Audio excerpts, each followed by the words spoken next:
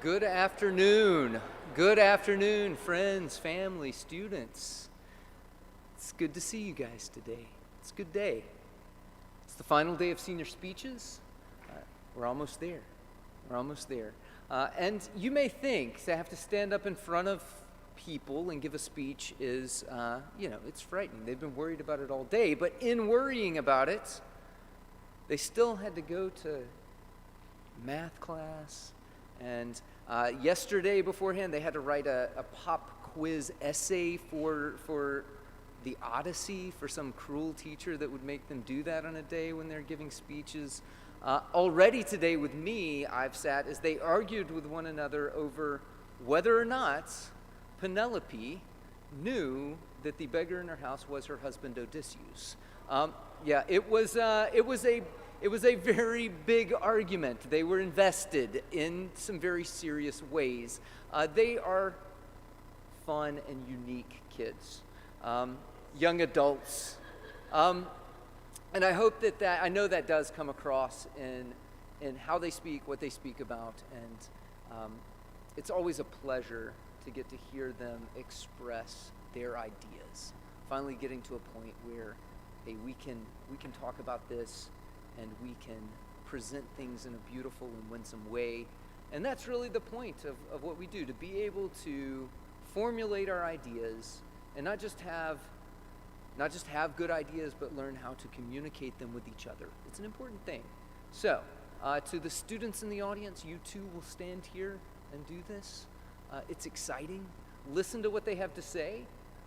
And to the parents, family, and friends, just enjoy. It's going to be a great day. So today, in this order, I'm not going to get back up here again, so I'm just going to go ahead and introduce everybody. We will have Mary Margaret Bass will go first, followed by Reese Lamaster, followed by Grant Butler, and we'll end senior speeches with Max DeMarco. So thank you guys, and welcome.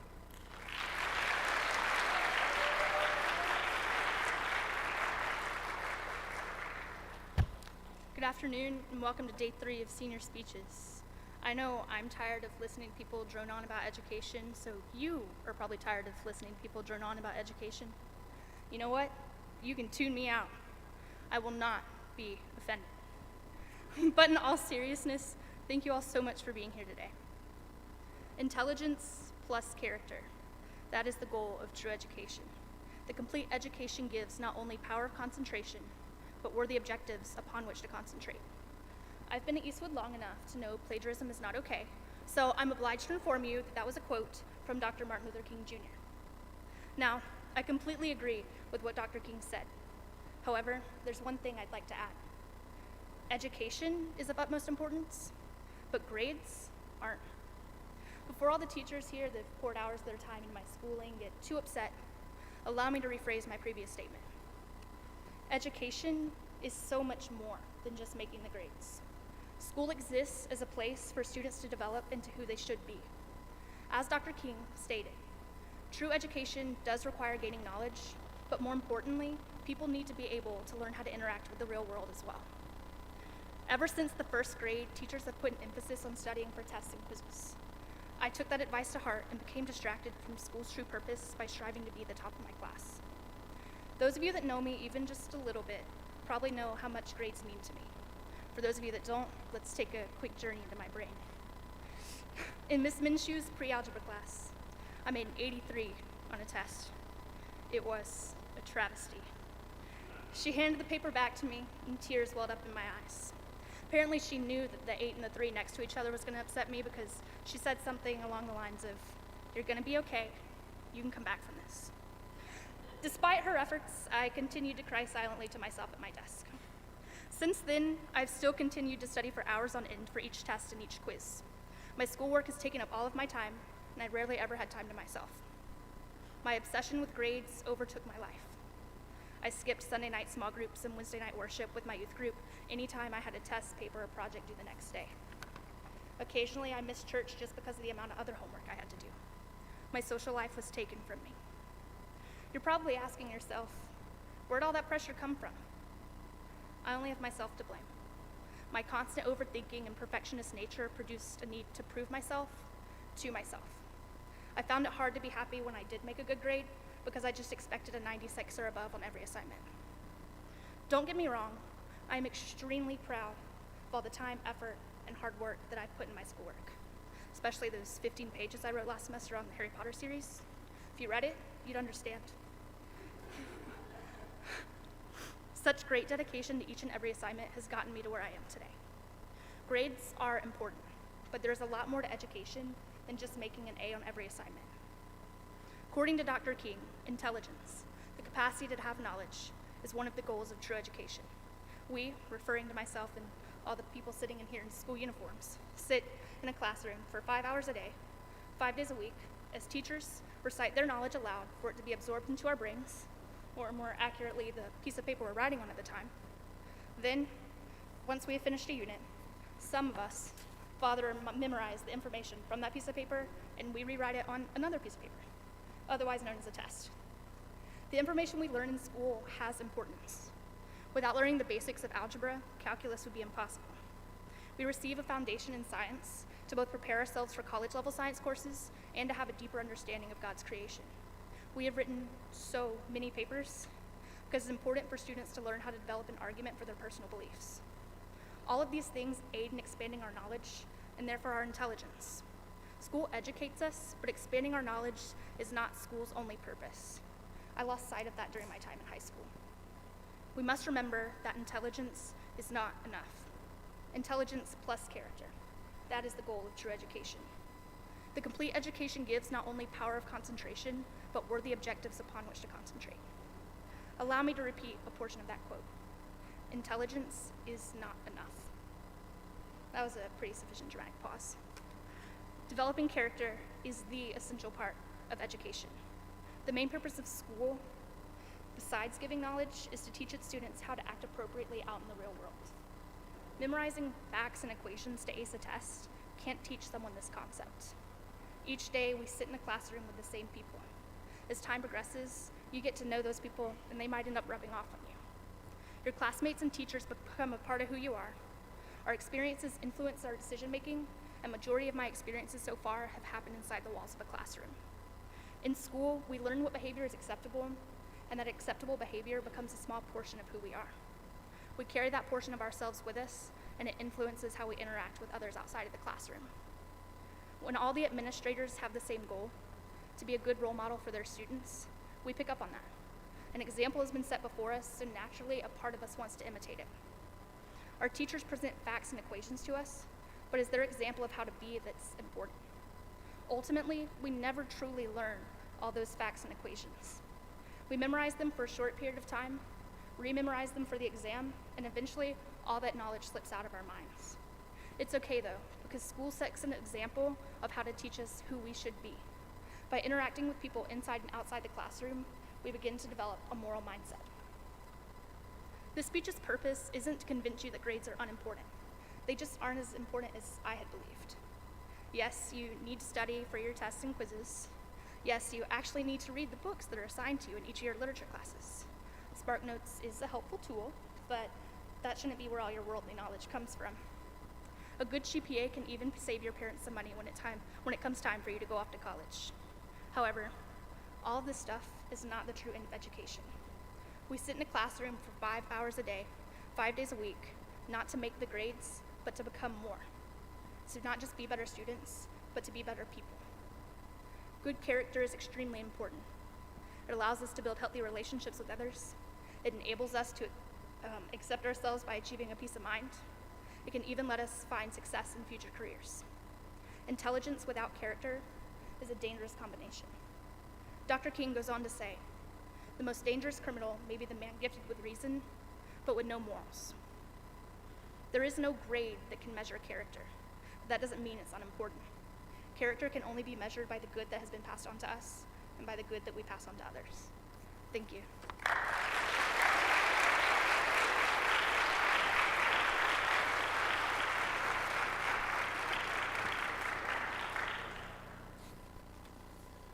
Well, if I'm being honest, there's been a few times this year where I wasn't sure I was going to make it here. I mean, there's been a few times this week when I wasn't sure.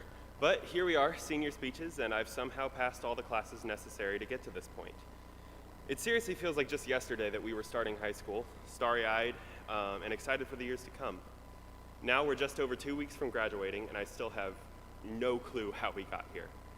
We've grown up, but when did that happen? Why did it happen? One of my favorite stories is about a boy who decided he didn't want to grow up and took every measure to make sure that it didn't happen. I'm talking, of course, about the story of Peter Pan. This story captures the pure joy of childhood and the idea of play.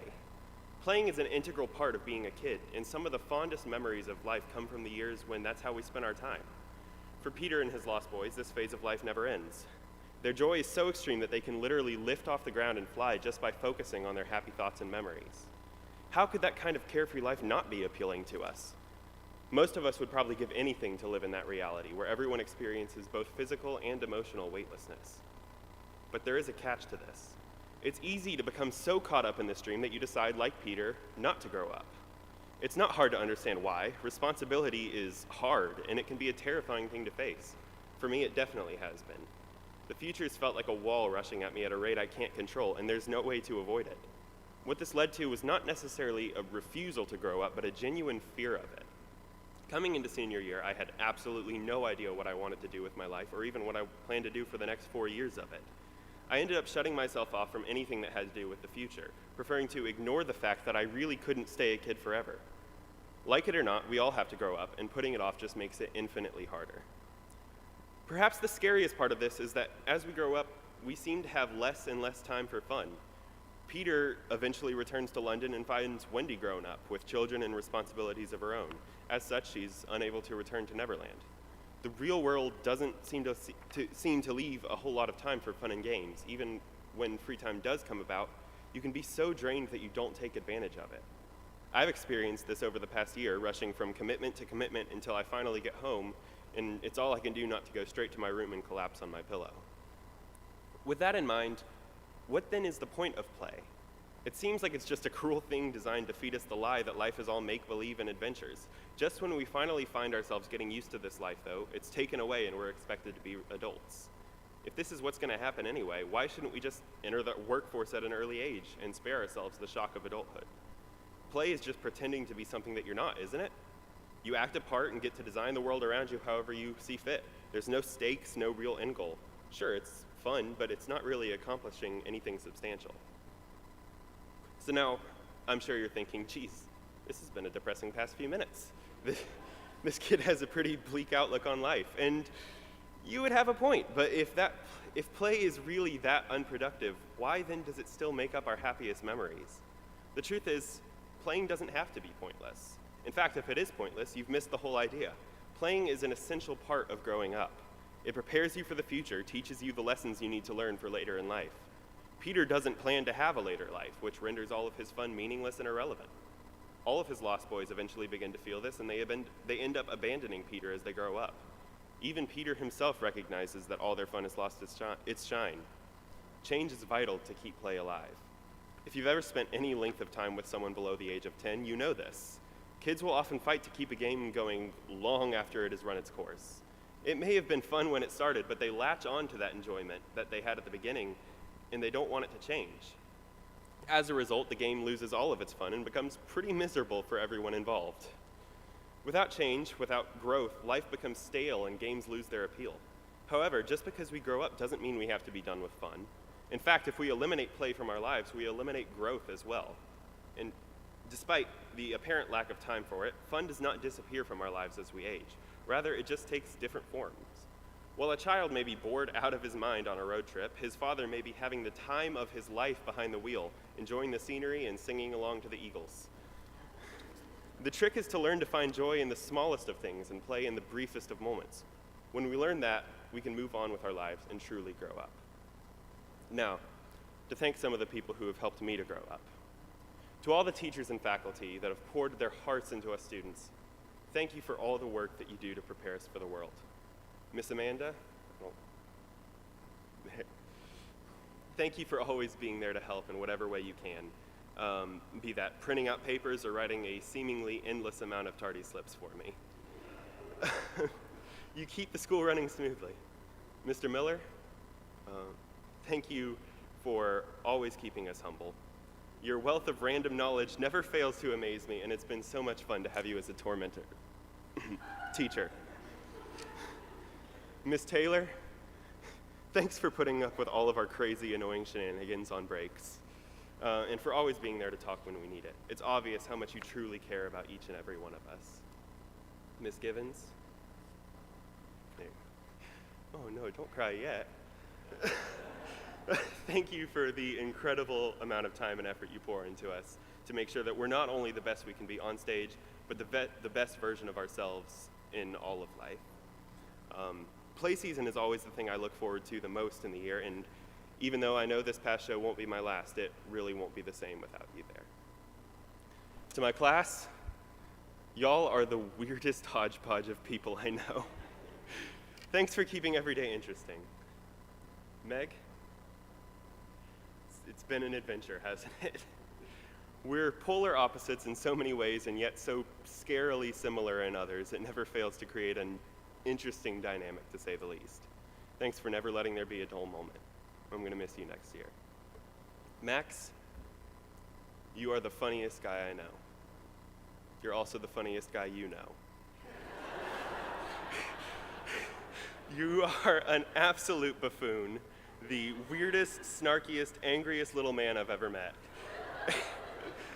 And the best friend I could ever ask for. Never change. Our misadventures have created some of the best memories of my life, and I look forward to having many more in the future.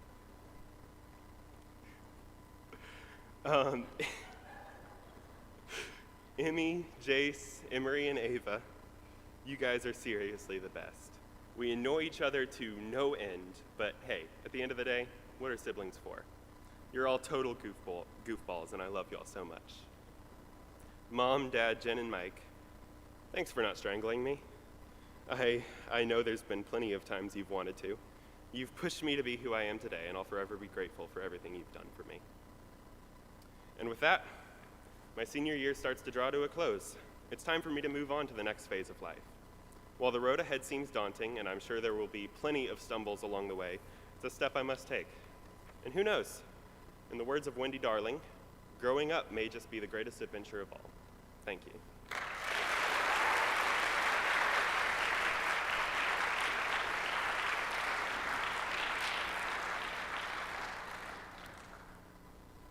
Hello, everyone.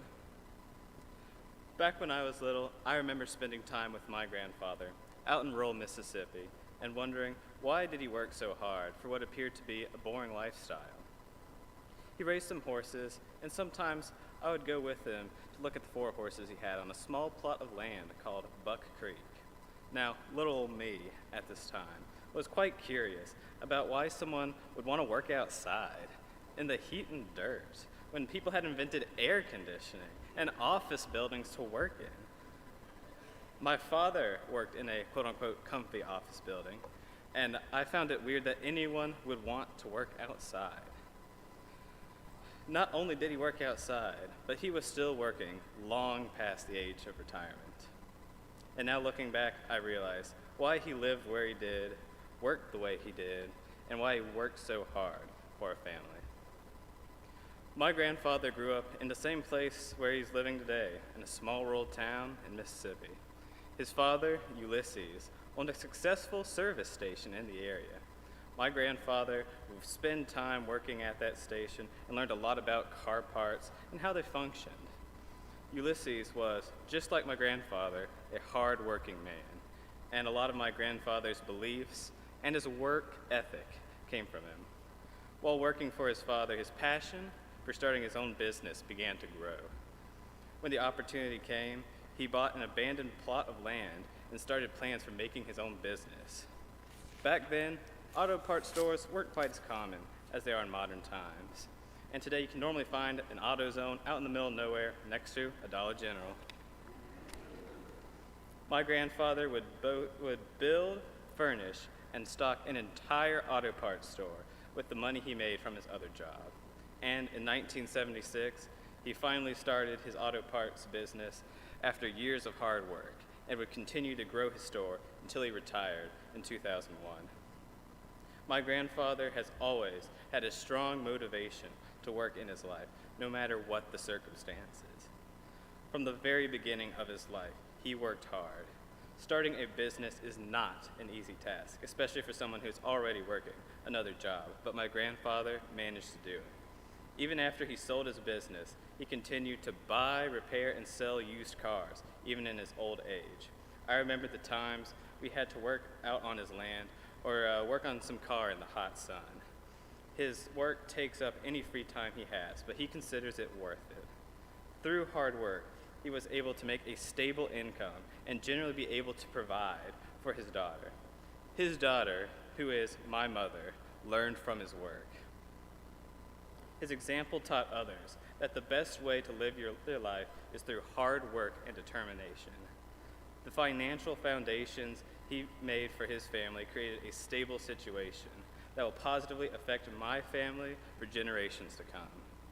However, the most important reason he devoted his life to hard work was for God. My grandfather is never interested in goofing off, but it was always looking towards the future. He manages time well and consistently, follows a day-by-day plan, rather than putting something off till later. Due to his well-managed schedule, he can find time to help people in his community and generally be a force of good, helping society properly function by just getting the job done. Watching your money and how you spend it is another part of working hard, and my grandfather has the best money habits of any person I have met in my life. And watching every dollar you own is an important skill that takes hard work to properly manage. Several of my own money habits, like saving, trying to find a cheaper alternative, or not trusting the darn government,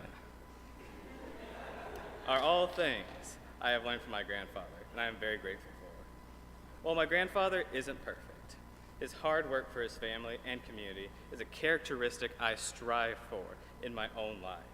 Today, it is difficult to find people willing to work hard for something, and a lot of people just want success to be handed to them.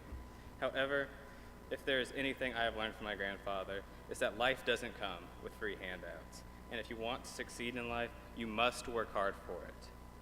Thanks to his work, my family has continued to pass on a hard work ethic that anyone can use to help their community. I want to be able to continue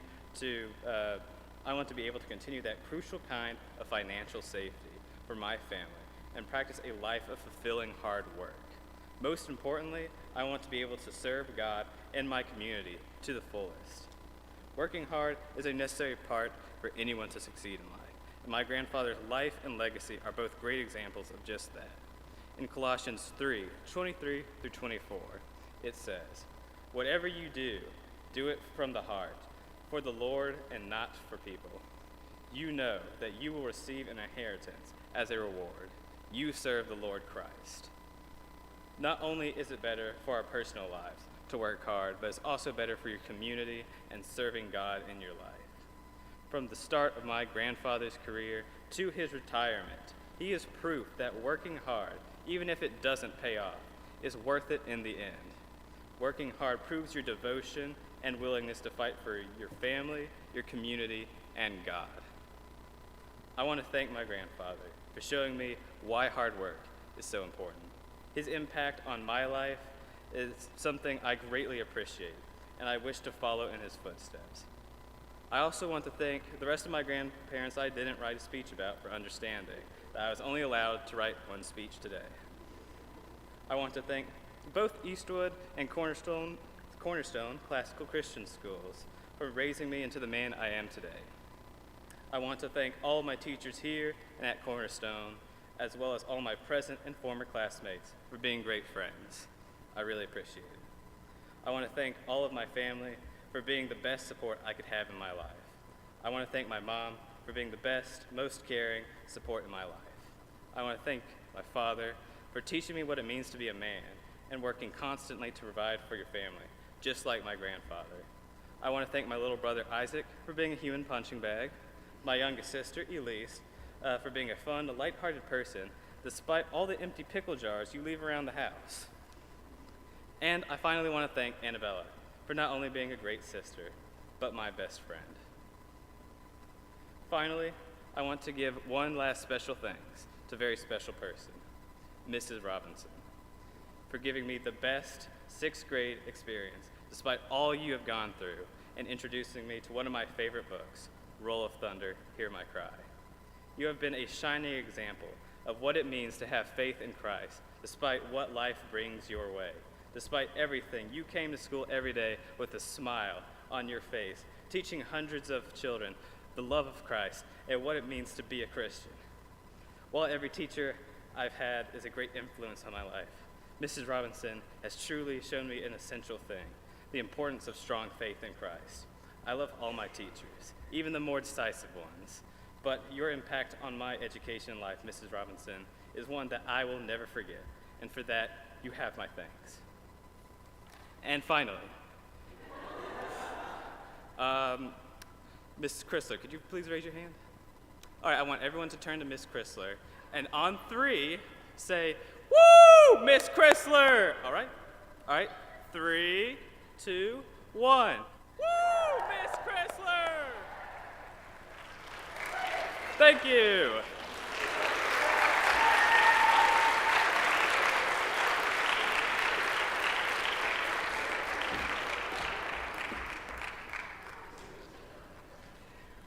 Got your attention now, don't I? All right. High school can be an incredibly challenging time. It takes a lot of grit and endurance. It's a lot like a race. No, I'm just kidding. I'm not going to make you sit there. Their high school is like a cross-country meet speech. I actually want to talk to you about something that drives people more than they realize. The idea of building a legacy, being remembered, your actions being talked about even after you're gone. And seeing as how I'm about to graduate high school, this is particularly poignant for me. As I'm getting ready to strike out in these foreign waters, I've started thinking about my legacy and what I'm leaving behind. Did I leave my mark on Eastwood? Well, let's review, shall we? In 10th grade, I crashed Mr. Teal's classes multiple times. I would kick in his door while blasting Footloose out of a Bluetooth speaker. I would then challenge him to a dance battle, and he would say no every time. Although he didn't leave me hanging, he crashed my Latin class with the 11th graders that year while blaring a much better song for a dance battle, Never Gonna Give You Up, out of a much bigger speaker, insult to injury. When I was in 11th grade, I once again broke into Mr. Teal's classroom and challenged him to an impromptu sword fight, where we died on each other's blades. The 8th grade that year had an excellent show. Last semester, I wrote a paper with the opening lines, Mark Zuckerberg may be a man, he may be a robot clone of Andy Samberg, or he may be a cryptid who walked into society and has no idea how to leave. But he definitely has all of your data and is selling it out to third-party software companies. Mr. Schmidt, you graded that paper very generously, and I thank you for that. Or maybe this last semester, when Reese and I lit a Communist Manifesto on fire for an economics presentation. That same presentation involved fake vomit, Reese eating a raw onion like an apple, Dr. Bias emerging from the woods behind the school to yell at us about inflation, and a random red-headed man getting thrown through a table. I like to push boundaries. I like to see what rules I can bend and what rules I can't bend. It gets a little absurd sometimes, but it serves a purpose. When you walk out today, there's a good chance you talk about how strange or awesome it was that Max rolled onto the stage and then did that epic kick. Or how bizarre it was that I soundtracked my senior speech. Call it foolishness, call it imagination. Call it stupid or absolutely brilliant. Regardless if you despise this theatrical event I'm making of my senior speech, or if you're awestruck by the wonderful drama unfolding before your eyes, you'll remember that this speech was different. You'll remember the name Max DeMarco. With all the fun and outlandish things I've done during my time, I hope that the stories will live on after I leave. I think they will, but only for a time. Stories like that often die, and so will I. One day, generations from now, my name, my memory, will join my bones in the dirt. The name Maximus James DeMarco will be forgotten even by my descendants. But it doesn't have to be that way. Think about the heroes, geniuses, and trailblazers of old. The brilliant philosopher Socrates, the legendary conqueror Alexander the Great, the stoic emperor Marcus Aurelius, the furious monk Martin Luther, the genius playwright Shakespeare. These men are long since dead, and yet you know their names. They've achieved a sort of immortality in being so amazing that the tales and glorious deeds they've done are told today. I want to go on, become a real-world Indiana Jones. Maximus Decimus Meridius once said, "What we do in life echoes in eternity, and if that doesn't make you want to conquer Germania, I don't know what will." I want my name to echo in eternity, not just at the school, not just at Troy University, not just by the people who met me, but throughout history. I want to be known for my rugged good looks, being the coolest professor at Harvard's campus, solving world hunger, curing cancer, and that one time where I saved a small Midwestern family from a grizzly bear attack using only my fists and a single mushy grape. I want to look back fondly on my life knowing that my biographies that will inevitably be written about my life will be awesome because that grizzly bear chapter basically writes itself. But that's because I'm a selfish narcissist. Say I really did all those amazing things. Say I really did live my life like that. What was all that for? Well, in light of this speech so far, it was for my own glory. I didn't really care about the people I helped. I was just propping them up like mirrors to better reflect the beaming light of my own excellence. So despite how noble this quest for glory sounds, it's all empty pride striving to fulfill itself. This desire for glory and fame lives in all of us, and it manifests itself in different ways. But it all stems from the very human desire to be seen, or maybe more insidious, to become a god. You see, part of me does this for fun, but part of me does this for praise, maybe to even be worshipped. I'm trying to turn you into mirrors to reflect me. I've been striving for praise, not excellence. Often I don't care how I'm remembered, as long as I am. It's all vanity and striving after wind. Nothing under the sun lasts forever, and all glory fades. I mean, this immortality I've been telling you about isn't immortality at all. Shakespeare is now a club teachers use to beat high schoolers over the head with. Homer has become homework. Alexander couldn't conquer death, and Luther couldn't drive a nail through eternity. So with that being said, I'd like to thank some people who won't be remembered forever, but I will remember my whole life. Miss Chrysler, Miss Geiger, and Mr. Miller. All three of you have ignited my love for literature throughout these years. You inspire me with your incredible classes, and I hope to one day be as good of a teacher as you three have been to me. Mrs. Taylor and Mrs. DeHuff, thank you both for teaching me. I'm mathematically challenged, and I appreciate the patience. Mr. Teal, thank you for not only being a teacher, but a friend. You helped me through some incredibly difficult times. To my class, you were the difficult times. Thank you for everything. Mom, Dad, thank you for pushing me to become the man I am today. You've shaped me into a better person than I could have ever imagined. I love you. Thank you. Luke and Harley, thank you for building me up so much and then bullying me just enough so I don't get cocky. You both inspire me creatively and help me improve my art. You both are the best brothers I could ask for, and I love you. Reese, Davis, Grant Butler, and Brewer, you boys have been there alongside me through thick, thin, thinner, and nothing. I appreciate everything. Jamal, you didn't mention me in your senior speech. This isn't a thank you. This is your welcome. I'm the better friend. But with that being said, people who spend their lives trying to make others adore them generally fail.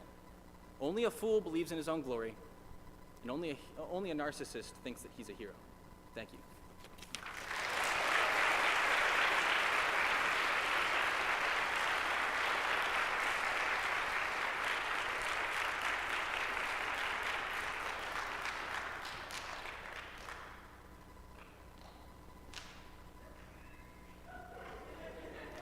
Where's that? I want to play it. The thing I can play? Okay.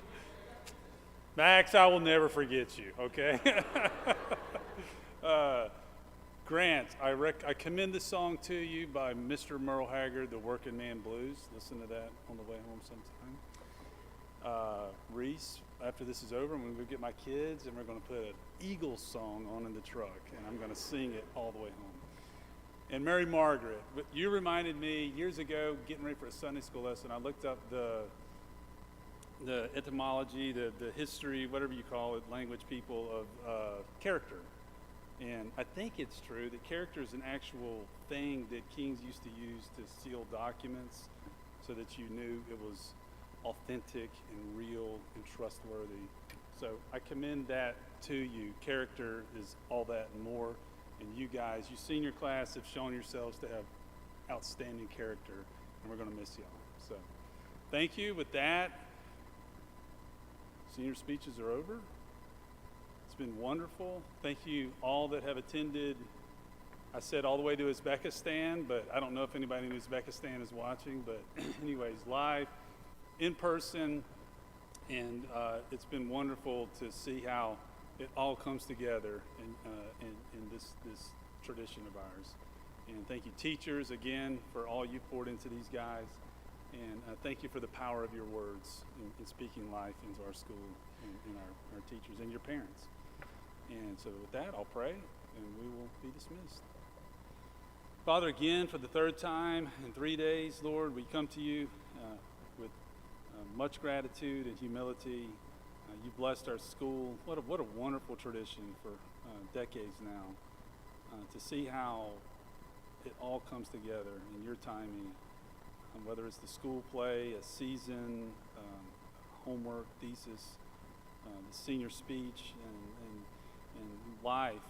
It comes together in important times, and this has been an important time today in these last 3 days. And so thank you for this tradition in the life of our school. Thank you that their words will go on. I will remember them. I will remember Max DeMarco. And so, Lord, we give you all praise, honor, and glory, and just bless us now as we go. And we ask these things in Jesus' name. Amen. All right, you're dismissed, except for... Just very quickly, before we're dismissed, we would be remiss if we didn't remind you and invite you back we are having a senior parade next Friday, the 12th, from 6 to 8. They'll get to parade through, I'm sure with a soundtrack. So they'll get to parade through, they drive through, we have a good night of live music and just fun and celebrating together. So we invite you back for that, and obviously for graduation on the 19th. That's 7 o'clock back here, so we'd love to see you. Students, don't forget, tomorrow is your picnic pancake chapel. May the 4th be with you. May the 4th. And so you can dress up in your Star Wars costumes or your Star Wars t-shirt and jeans.